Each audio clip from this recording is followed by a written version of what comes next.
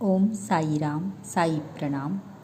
ಭಕ್ತ ನಾರಾಯಣರಾವ್ ಅವರಿಗೆ ತಮ್ಮ ಜೀವಿತ ಕಾಲದಲ್ಲಿ 2 ಸಾರಿ ಬಾಬಾ ಅವರ ದರ್ಶನ ಪಡೆಯುವ ಸುಯೋಗ ಲಭಿಸಿತು.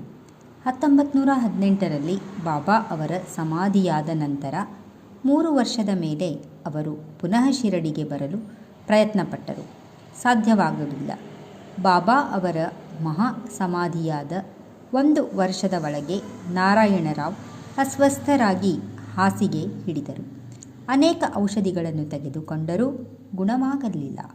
ಆಗ ಒಂದು ದಿನ ರಾತ್ರಿ ಬಾಬಾ ಅವರು ಅವರ ಸ್ವಪ್ನದಲ್ಲಿ ಕಾಣಿಸಿಕೊಂಡು, ಚಿಂತೆಯನ್ನು ಬಿಡು, ನಾಳೆಯಿಂದಲೇ ಗುಣವಾಗುತ್ತದೆ, ಇನ್ನೊಂದು ವಾರದಲ್ಲಿ ನೀನು ಎದ್ದು ಕುಳಿತುಕೊಳ್ಳಲು ಸಮರ್ಥನಾಗುವೆ ಎಂದರು. ಕನಸು ನನಸಾಯಿತು. ಬಾಬಾ ಅವರ ದೇಹ ನಿಮಿತ್ತ ಜೀವಂತವಾಗಿರದಿದ್ದರೆ ಅಥವಾ ಅದನ್ನು ತ್ಯಜಿಸುವುದರಿಂದ ಕಾಲವಾದರೆ ಇಲ್ಲ. ಅವರು ನಿತ್ಯರು, ಮೃತ್ಯುಂಜಯರು. ಯಾರಾದರೂ ಅವರನ್ನು ಒಂದು ಸಲ ಮನಸಾರೆ ಪ್ರೀತಿಸಿದರೆ ಅವರ ಬಳಿಗೆ ಧಾವಿಸಿ ಬಾಬಾ ಸಹಾಯವನ್ನು ಎಸಗುತ್ತಾರೆ. ಓಂ ಸಾಯಿರಾಮ್ ಸಾಯಿ ಪ್ರಣಾಮ್.